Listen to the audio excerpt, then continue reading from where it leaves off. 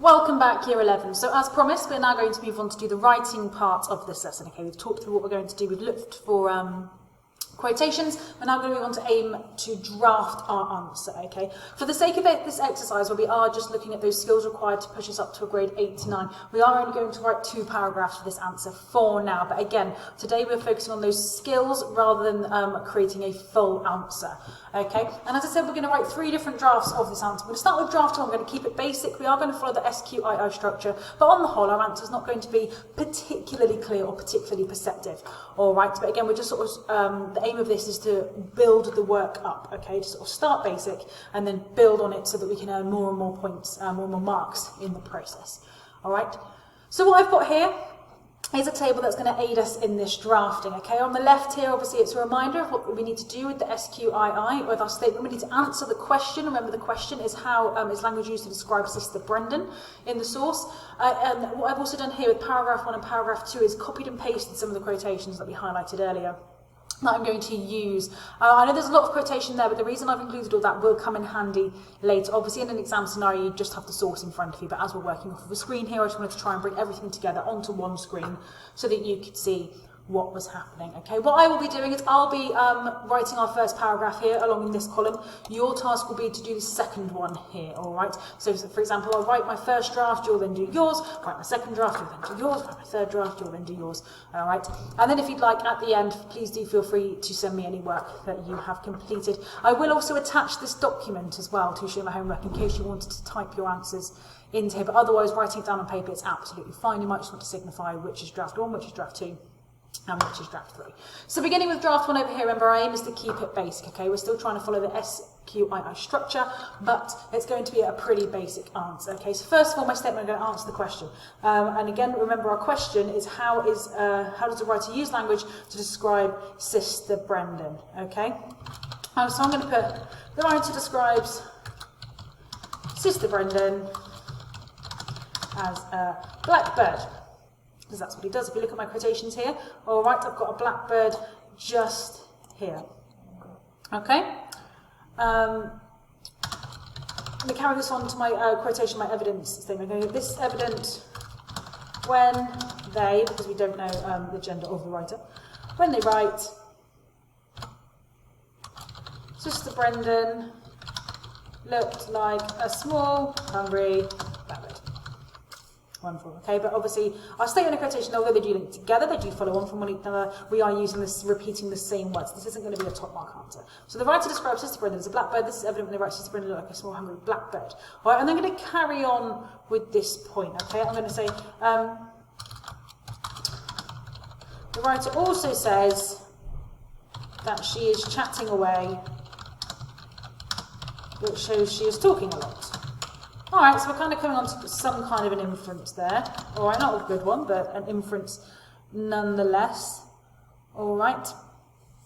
I'm now going to carry on for that second inference, linking back to that quotation. Okay, describing her as a blackbird is a simile that compares her to a bird. So we have the statement quotation in front of us going on. All right, got a statement. The writer describes Sister Brendan as blackbird. This is evident. We need to say this. The writer also says that she is chatting, which shows she is talking a lot. And again, the best inference, we do have some form of inference there. And describing her as a blackbird is a simile that compares it to a bird. All right, so again, I'm still kind of stating the obvious. All right, but I have made an aim there to include some kind of subject terminology, okay, because this is part of the mark scheme, right? So my aim here, I think the answer that I provided here, it's showing a simple awareness of the language that's being used, it's offering a simple comment on the effect of language, it's suggesting simple references or textual details. Okay, I've got one quotation there and I'm kind of repeating the same point over and over, and it's also making simple use of subject terminology, not always appropriately, all right? In that instance, I think we have got it, but again, we're not expanding on it as much as we could be. So your task now, you're going to aim to do the first draft of our second paragraph, okay? And these are the quotations you're going to use. It's a hive of activity, I remarked. Does that make me the Queen Bee, asked Sister Brendan, with a mischievous glint in her shining eyes. Another quote there, little black glittering eyes looking up into mine, and then finally she's described as having a small, cold hand. Judging from those quotations there, probably the type of viewpoint you're going to want to take with this paragraph is almost how she might be described on negatively, what negative connotations come along with these quotations. But we'll look at that in more detail as we move forward to our third draft specifically. Okay, so pause the video now and have a go at writing your draft one of this paragraph using those quotations, following that SQII structure. I will scroll up in as far as I can. Again, please do write this on the document if you have decided to use it. But as I said, pause the video, write your first draft of the second paragraph answering that question, and then play again once you have done.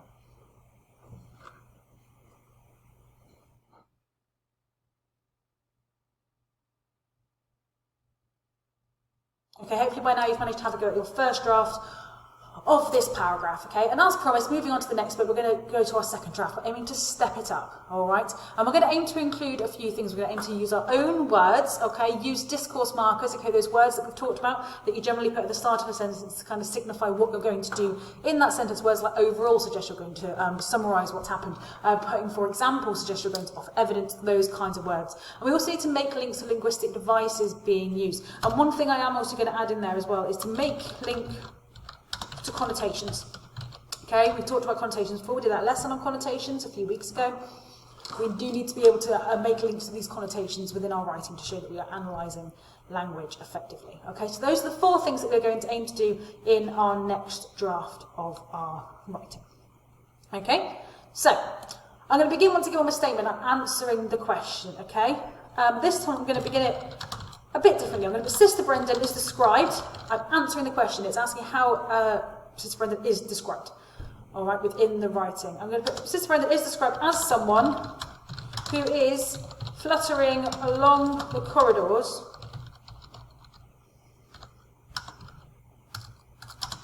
as if she were quick and light on her feet, a bit like a bird.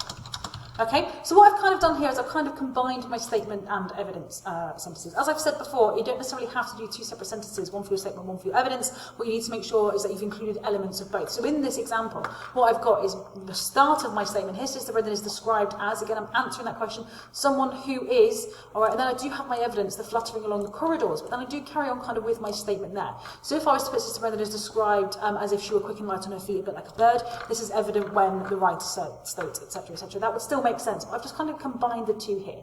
Right, but again, it's important that I've got my evidence as a separate thing to my statement. If I was just to stop the paragraph there, or stop the sentence there after the quotation, I wouldn't earn as many marks because I'm not showing that I can make that inference there. Okay? So, as if she were quick and light on her feet, a bit like a bird. Carrying on to this next bit then. So, this links back the description of her as a blackbird. Okay, we're making a link back to something else that had happened in the text. Okay, this is back to her description of her as a blackbird. I'm going to carry this on. She is also described as chattering and chuckling, which gives us an idea of how she is nattering. All right, this is how I'm going to say, okay, we're making that link. We've included that bit of quotation there, but we need to be able to say things in our own way, okay? Now she is nattering away continuously to the inspector. An inference I've made there, okay? In this instance, we are beginning to look at aiming to build up on those quotations as well. We don't just need to focus on the one, all right? But I am making the inferences here, linking to the quotation I have used there, okay? In the same way that back in our statement, this is almost a little inference, okay, linking to that, but I know that is more in our statement, okay? But I am now going to zoom in more detail. As I can see in this quotation here, I've got both lower words begin with the letter C. We've got alliteration occurring, and this is where I'm aiming to make links to linguistic devices being used, okay? So here I'm going to put the alliteration of these words have positive connotations, all right, again, making that link to connotations of excitement, as this image of Sister Brendan links her to a baby bird.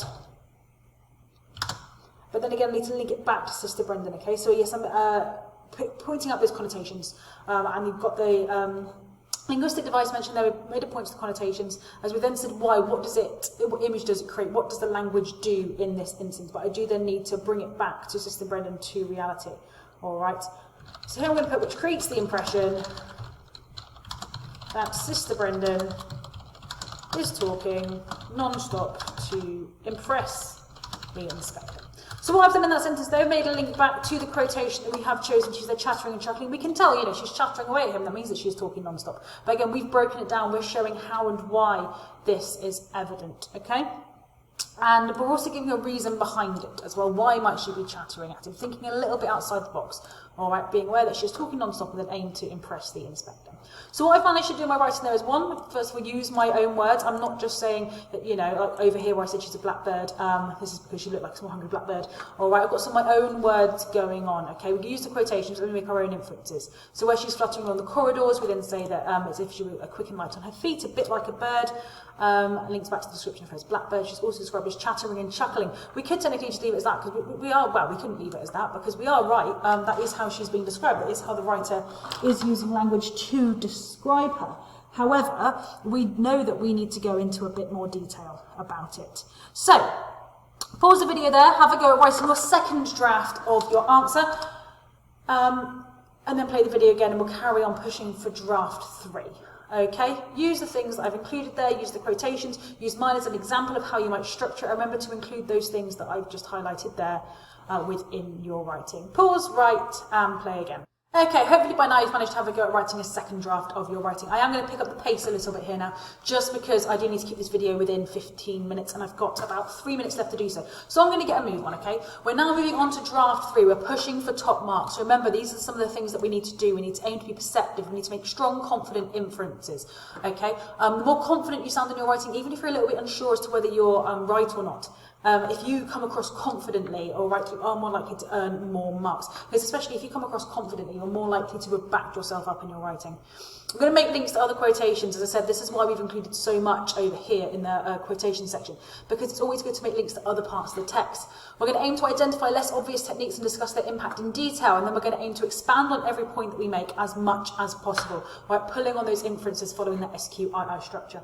So as I said, because time is an issue, I am just going to crack straight on, okay? Starting with that statement, my aim is to answer the question. So once again, similar words to before, I'm going to put the writer describes Sister Brendan, and then I'm going to use some of my own words, okay? How is she described? As I'm going to say enthusiastic, excitable, all right? She's a guide, she's taking him around the place. I'm then going to include a quotation there, and the way that I'm doing this here is I'm really embedding the quotation in my writing. Okay, I'm not saying, you know, when the writer writes or when it is said that, okay, I'm just kind of including it in there. Fluttering along the corridors. Suggesting, okay, an inference, the flapping, hopping movement of a bird. Right, but I'm going to expand on that a little bit further. This bird-like movement links to the metaphor, all right, again naming the techniques being used, of the hungry blackbird out for the early worm. Okay, I then need to expand on this. What does this suggest about Sister Brendan? Creating the image of a fierce, minded, shrewd head teacher, because that is who Sister Brendan is, who despite her small size, again making those links, we know that she is small, has a keen appetite for the worm, which is mentioned. But what is the worm, we say? It's the inspector.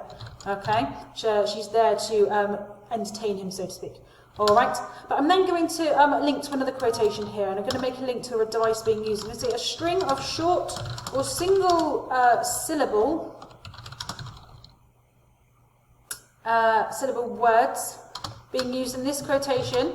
Sharp little beak of a nose, and tiny, dark, darting eyes suggests a constant, again I'm expanding, restless movement as she surveys the school. Okay? And I am going to leave it there for now, okay? So this is the kind of level that we're aiming to look at, okay? We're being perceptive, we're making links to other quotations, we're identifying the less obvious techniques, expanding on every point we make as much as possible. I could go on to say a bit more, but time is of the essence. Your task now is to pause the video, all right, and do your draft 3 using those quotations, building on what you've written before, and getting it down, okay? Use what I have written as an example. I do now need to go, so good luck and send your work in. Bye!